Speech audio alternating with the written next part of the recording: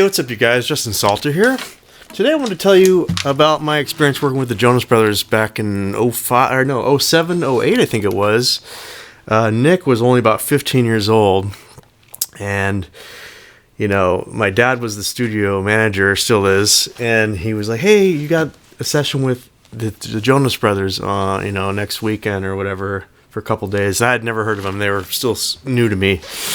So I looked them up. Oh, they're pretty famous, whatever. So they come in with John Fields, an amazing producer, and Dorian Crozier, or the Wook Crozier, amazing drummer.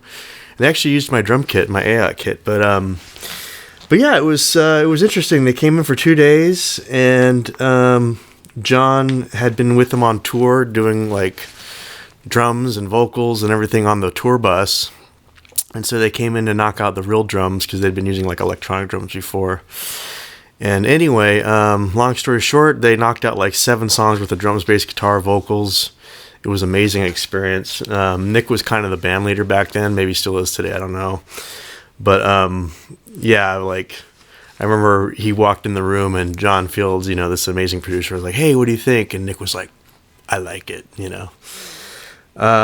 So yeah, that was interesting. Like I said, they weren't quite famous in my eyes yet, so it was like just another session. But I was like, something's going on with these guys. But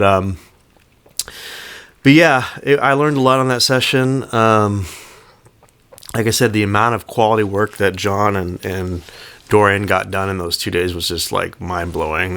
They just knocked out so many great drum tracks, guitar tracks, and even redid some of the vocals. They actually recorded a lot of those vocals on the tour bus, so there was like bus noise in the background on those vocal tracks. So they redid a lot of them. But yeah, it was 2 days, and it was really like high stress, high pressure. I remember John was like, "All right, get these drums going for me."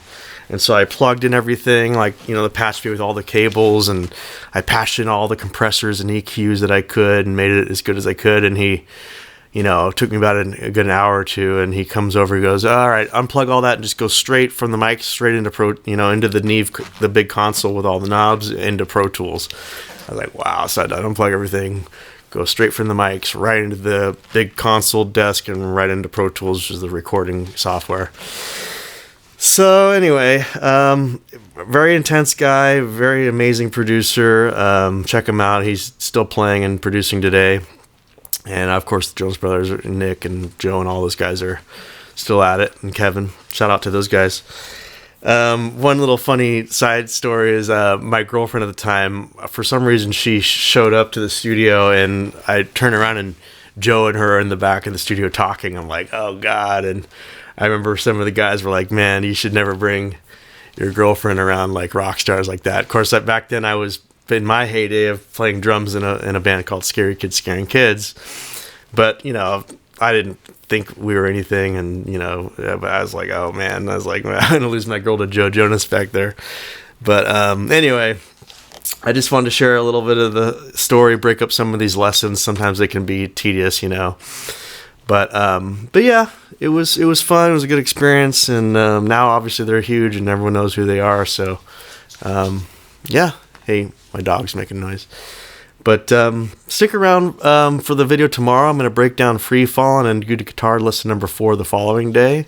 So we're going to go from the D to the G, and that'll do that'll break down the Free Fallin'.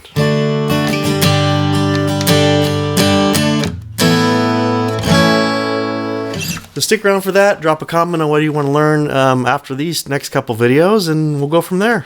Peace and love, and thanks for watching. Bye.